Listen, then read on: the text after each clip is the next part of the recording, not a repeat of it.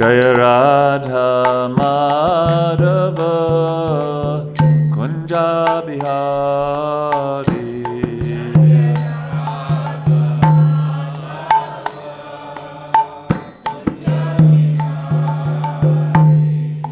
Gopi Janavallabha Giri Varadhari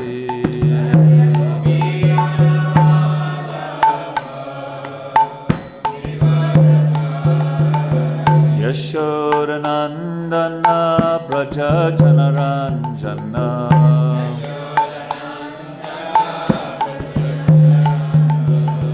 Jamunatira Vanachari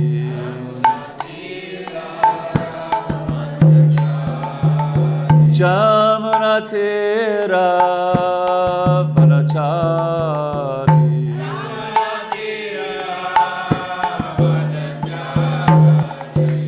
Jaya Radha Madhava Kunja Bihari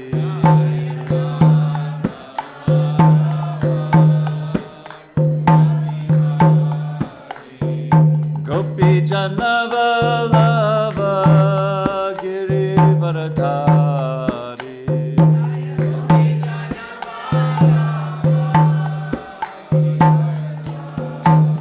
Yashodanandana Praja Janaranjana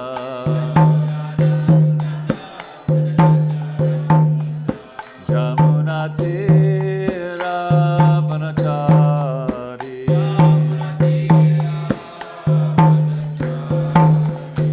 Jaya Radha Madhava Kunja Bihari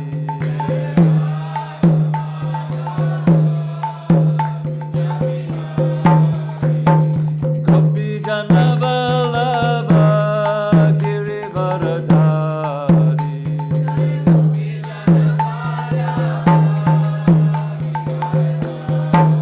Yashodanandana Praja Janaranjana Yashodanandana Praja Janaranjana Jamunatira Vanachari Jamunatira Vanachari Jaya Radha Madhava Kunja Bihari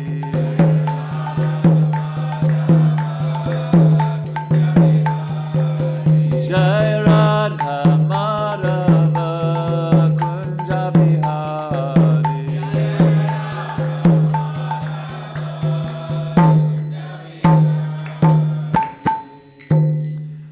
Jayam Vishnupad Paramahamsa Paribrajacharya Astotra Satashri Srimad His Divine Grace A.C. Bhaktivedanta Swami Srila Prabhupada Ki Jai Grantaraj Srimad Bhagavatam Ki Jai Gaura Premanandi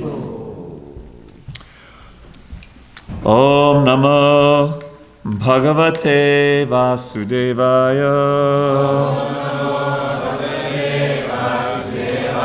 Om Namo Bhagavate Vasudevaya Om Namo Bhagavate Vasudevaya So we're taking a bit of a detour today from the 4th canto to the 11th canto. A very exciting chapter called The Elements of Material Creation. I knew that's what you wanted to hear about this morning. So we are reading text 4. So this is the Uddhava Gita, Uddhava and Lord Krishna talking to one another. And Uddhava has just asked a question. And here's, well, I'll read the question after I read the first answer. So this is Krishna speaking to Uddhava. Uddhava is just in 3 verses asked questions. Well, I'll tell you what the questions are now. So the first 3 verses, Uddhava inquired. He said, "My dear Lord, O Master of the universe, how many different elements of creation have been enumerated by the great sages. I have heard you personally describe a total of 28. Okay? So, that's God, the Jiva, the Mahatattva, the false ego, then the 5 gross elements, the 10 senses, the mind, the 5 subtle objects of perception, and the 3 modes of material nature. Okay, so that adds up to 28. But some authorities say that there are 26 elements, while others cite 25, or even 7, 9, 6, 4, or 11, and even others say there are 17, 16, or 13. Well, so Uddhava was like, what's going on? What did each of these sages have in mind when he calculated the creative elements in such different ways? O Supreme Eternal, kindly explain this to me. So here's the beginning of Krishna's answer to that interesting question. Why do all these sages have different opinions about how, what the material elements are? Okay? Shri Bhagavan Uvacha Yuktam Cha Shanti Sarvatra Vasante Brahmanayata Mayam Madhyam this is always a hard one. Ugritya Vadatam Kim Nudurgatam. Please chant. Shri Bhagavan Uvacha Yuktam Cha Santi Sarvatra Bhasante Brahmanayata Mayam Madhyam Ugridya Vadatam Kim. Ladies? Shri Bhagavan Uvacha Yuktam Cha Santim Sarvatra Vasante Brahmanayata Mayam Madhyam Ugridya.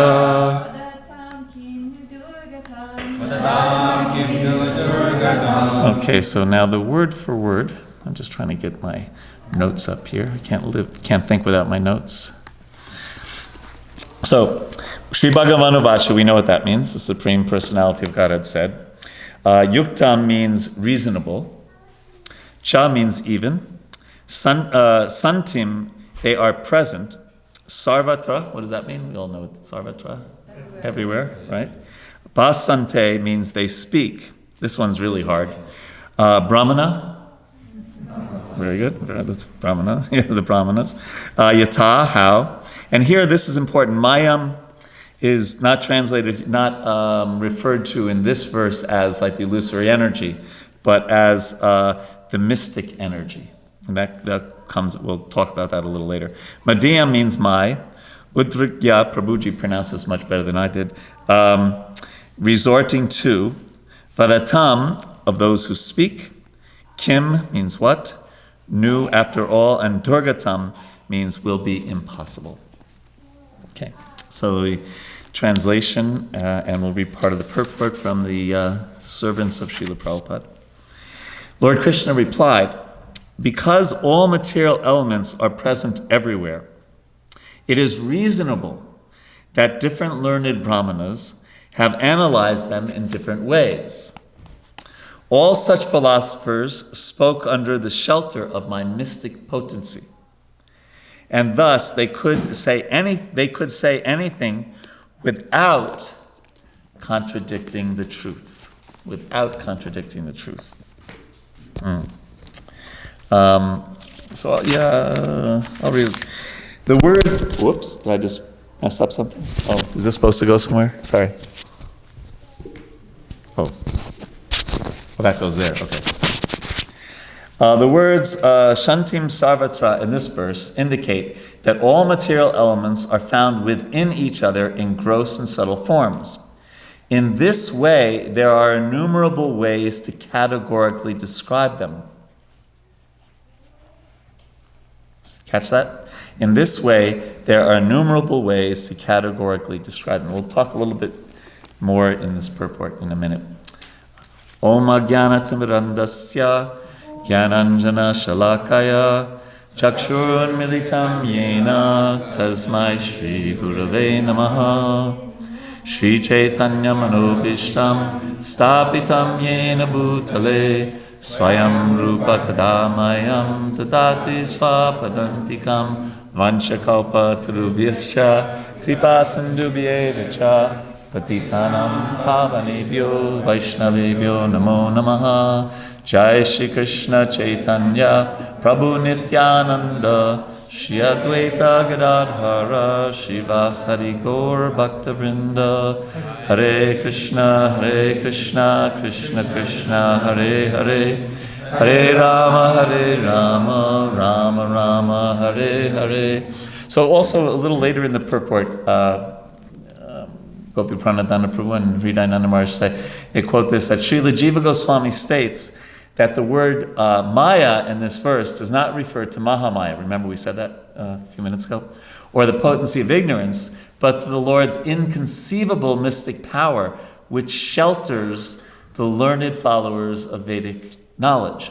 Each of the philosophers mentioned here reveals a particular, this is the key point, right? Or you can imagine this is what I want to talk about. Each of the philosophers mentioned here reveals a particular aspect of the truth.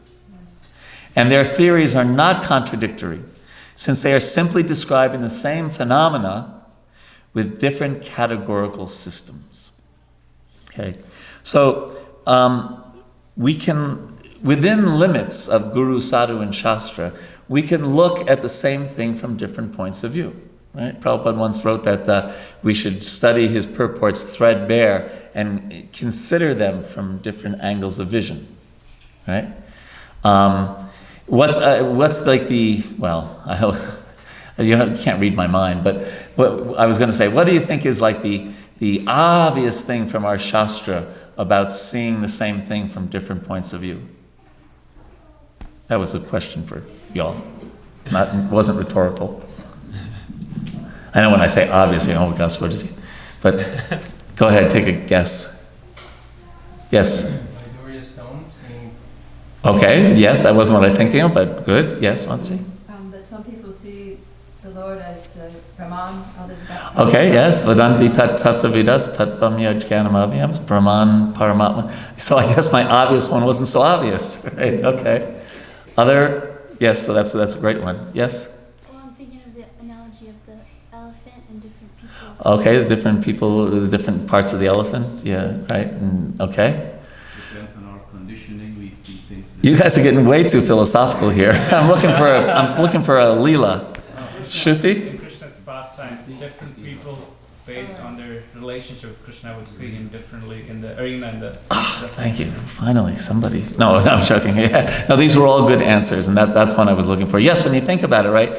Krishna's entering the arena, and what was it? Kamsa saw him as death personified, and Yashoda and Nanda, their adorable son, right? The cowherd boys, they're, oh yeah, my friend, and the gopis, the most beloved, beautiful Lord. So they were all looking at the same Krishna, but based on their relationship, they were all seeing him differently. But was Mother Yashoda and Nanda Maharaj, were they like bogus? Oh, come on, nonsense, your little son, right?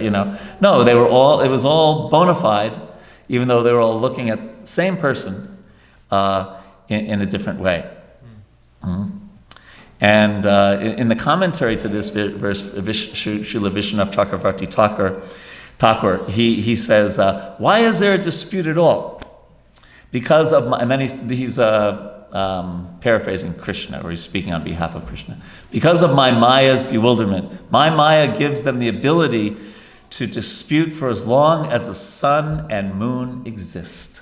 So again, within the boundaries of Guru, Sadhu, and Shastra, sometimes we can fight like anything, right? As he's saying here, as long as Krishna says, as long as the sun and the moon exist, right? Srila Prabhupada was fond of telling that story about the two gentlemen who were walking along the bank of a river, and they were trying to, they were having this fierce argument, right, about, which can cut better, a knife or a scissors, right? And it just gets more heated and more heated, the mode of passion and especially the mode of ignorance, right? Kama Esha, Krodha Esha, right? That when material desires aren't satisfied, we get angry, right? And that's the mode of ignorance. So their Krodha's growing and growing, so much so that the knife guy pushes the scissors guy in the river, right? And he swims for a little while, but he's not a very good swimmer. And finally, just as he's drowning, right? We all know the story. He puts his hand above the water, right? To the last breath, he wants to get his point across, right? And we can get like that sometimes. Our conditioning, the three modes of material nature, can push us. I see things the right way. Atmavan manyate jagat, right? And this other person, so bogus, I can't believe so-and-so believes such and such. Again, this is within, I have to repeat myself at least 3 times, right?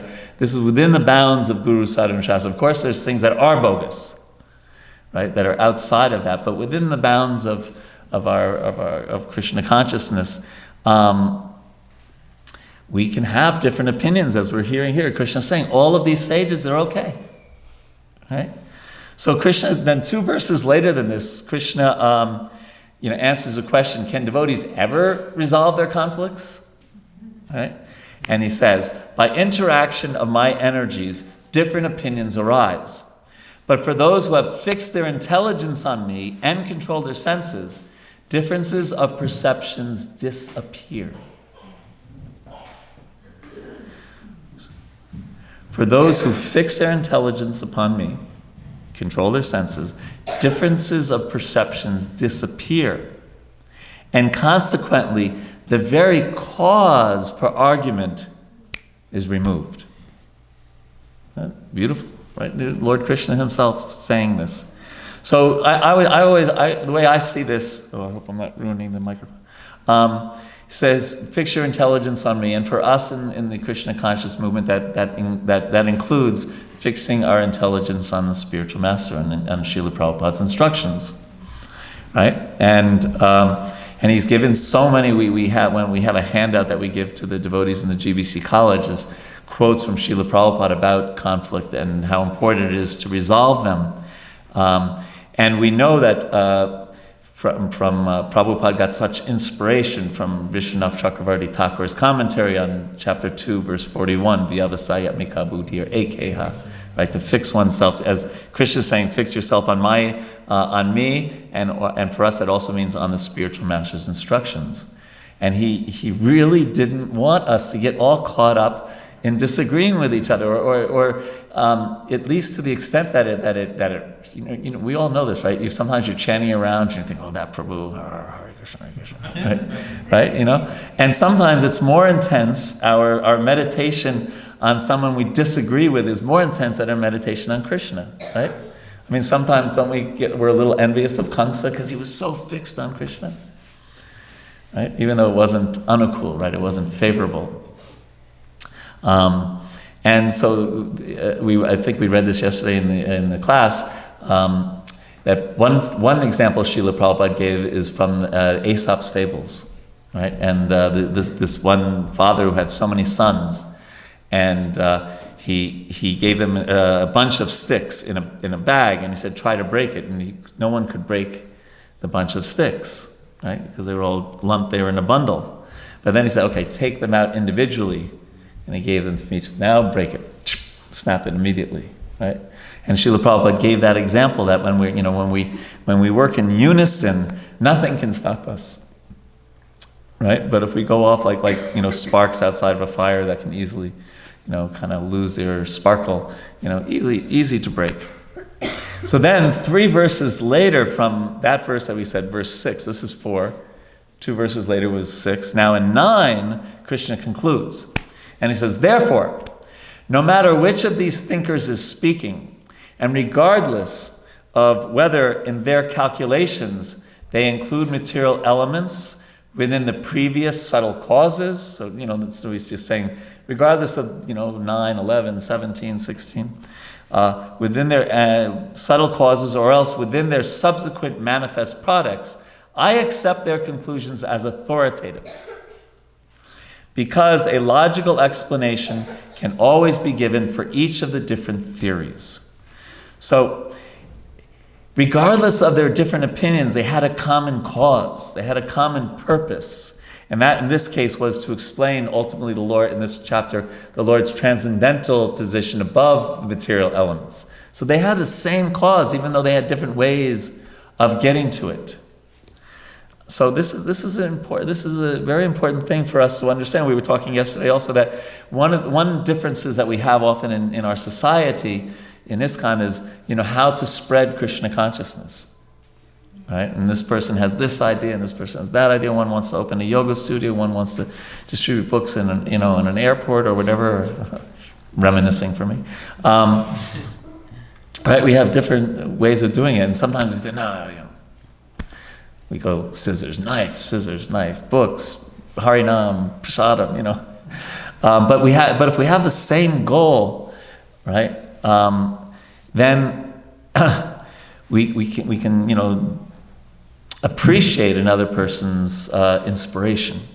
But what happens is the mode of passion takes over. And if we think about chapter 18, verse 20 and 21 in the Gita, right? It gives us a really clear understanding of what's kind of going on. Because when we're in the mode of goodness, we tend to see the similarities. We see the unity in the diversity. Right? Krishna says, that knowledge by which one undivided spiritual nature is seen in all living entities. So they're seeing the commonality. Though they are divided into innumerable forms, you should understand to be in the mode of goodness. So the mode of goodness pushes us, we could say, to see the commonality, to see the unity within the diversity. But the mode of passion, a little different, right? The next verse, verse 21. That knowledge by which one sees that in every different body, there's a different type of living entity. You should understand to be in the mode of passion. Right? When we see all the differences, that's being pushed a little bit more that's being pushed more by the mode of passion. So we want to cultivate this sattva guna and Krishna consciousness and be careful that within our society that we don't, it's not the mode of passion that's pushing us to not just disagree. Disagree is fine, but vehemently disagree and fight with that other person and, I'm definitely right.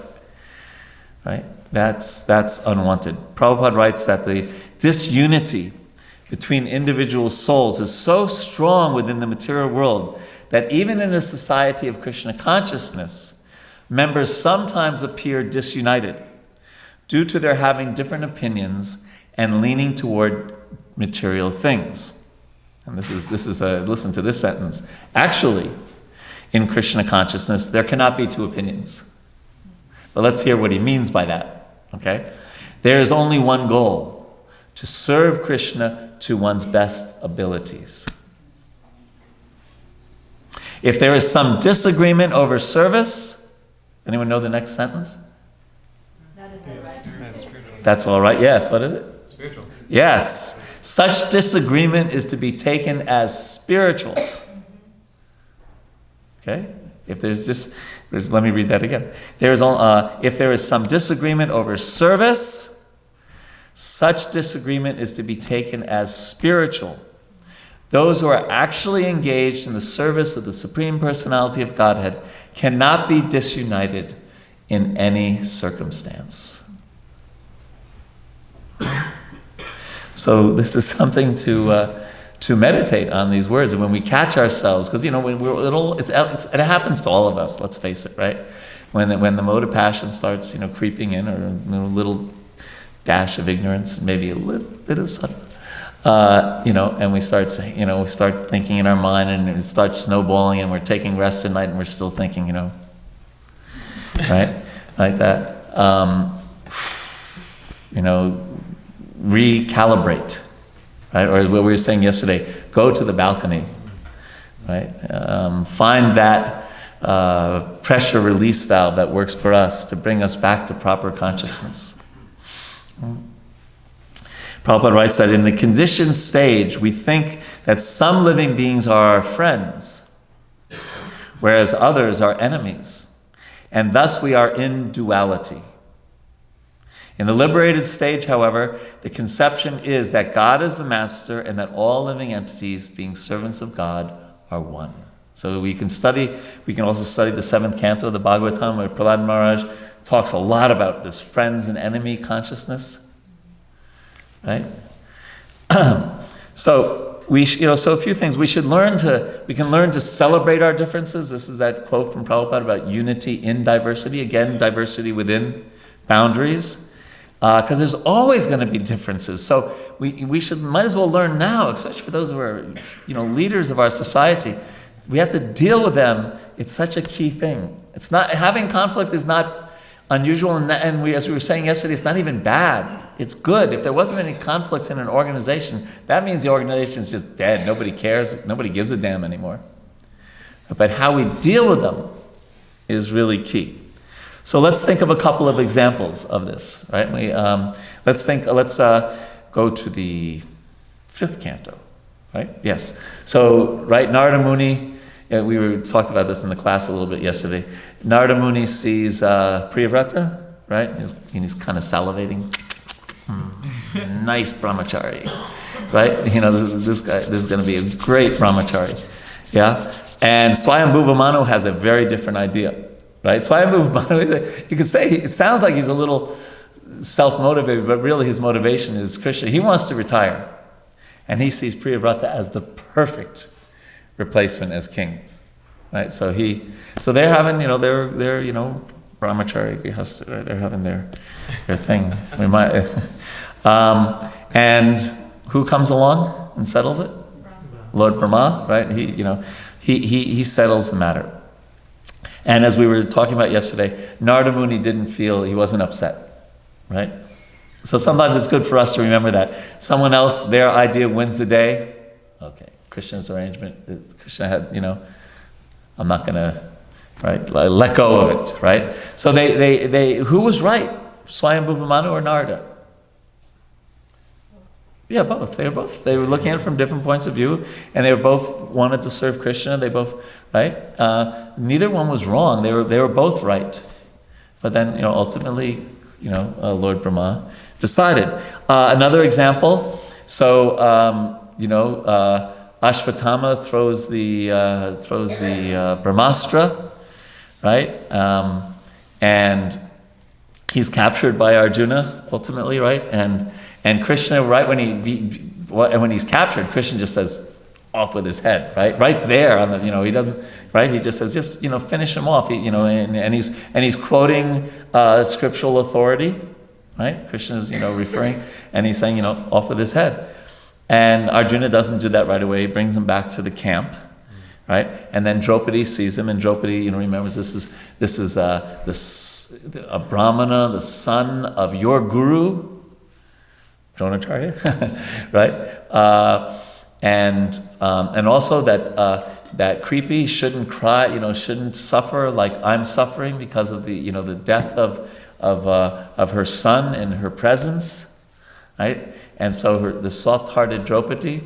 Oh, by the way, so previously Krishna had told Arjuna, no, you got to kill him. You promised Draupadi, right? And now Draupadi's having a change of heart, seeing him bound up. And Yudhisthira agrees with her, Nakula, Sahadeva agrees with her. Krishna changes his mind, right? He agrees with her. Only one person doesn't agree. Bhima. He's like, right? No, and Draupadi's quoting spiritual authorities. Bhima's quoting. So they're all quoting Shastra. They're all quoting, they don't say it says religious principles in the Bhagavatam. So they're all quoting religious principles. So who's right?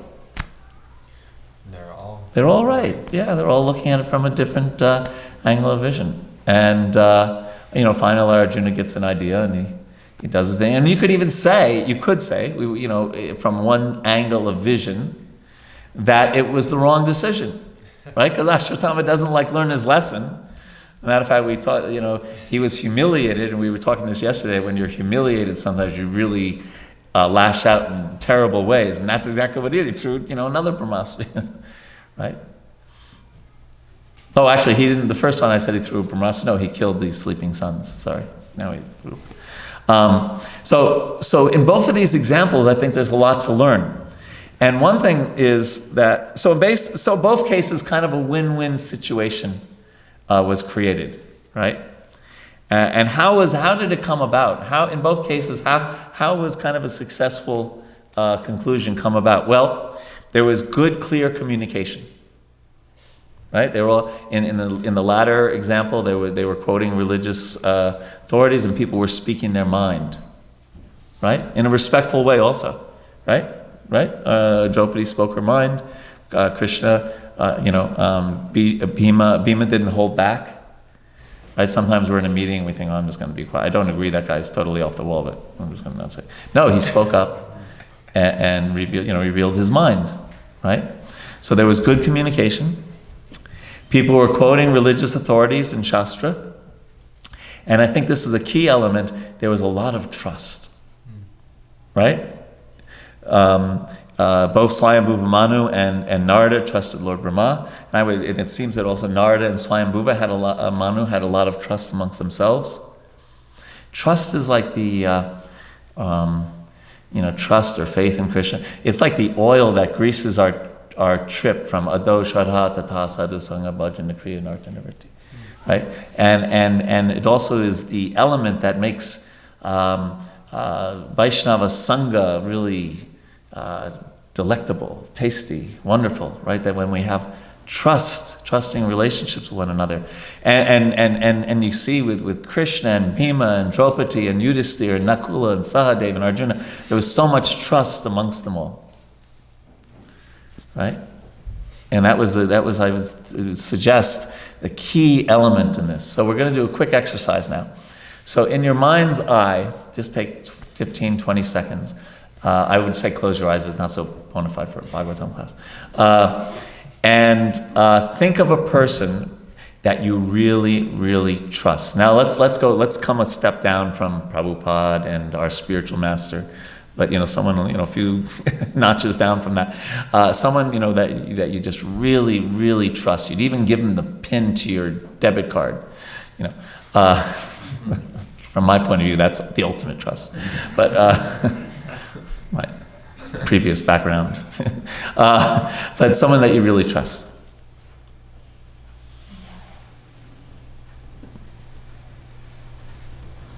Okay? Got that person in your mind? Okay. Now think of someone you really don't trust. As we say now, you couldn't, trust them as far as you could throw them, right? You just, your relation, whatever has happened in the past to them, you really, really, really don't trust them.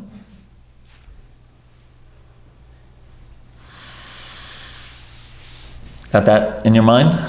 Okay. Now think about how you relate to those people. Is the communications the same? Do you communicate the same with those two people? No. No? What's some of the differences, or what's the difference? Yeah, you're more revealing to the person. Yeah, you're ready to open your heart to the person that you trust. And the other person, you're thinking, God, anything I say might end up on the internet in 5 seconds, right? Or something like that, or I'll be misquoted or quoted out of context, or just like, yeah, right? It's very different, isn't it? The way, even in our heart, our heart opens the white lotus of good fortune opens when we think of that person we really trust, and the person we don't trust, right? So trust is such an important thing in any relationship, and especially in a Vaishnava community. Trust is so important. So the next question might be, what are some, not tricks, wrong word, what are some ways, behaviors that we can do to become, to gain people's trust, or to be more trustworthy, worthy of their trust? What are some things we can do? Yeah. Be honest, okay, tell the truth, yes. If they give you a task, you do it right. If you have a task, you do it. If they give you a task. If they give you a task. You do it right. You do it right, or you do it to at least the best of your ability. Yeah, okay. Some others, yes. Accept mistakes. What was that? Accept your mistakes. Are you good at that? No, I won't put you on the spot. I just did, but you're supposed to be humble and say no. Way in the back there. Keep the lines of communication open Right. Be a good communicator. Right. Don't hold a grudge and just never say anything. Shruti? And keep our commitments. Keep our commitments. Yeah, very good, right? Don't make too many. And the ones that you make, keep. Yes, Prabhu? Showing compassion, harmonies. Show compassion. Yes, don't try.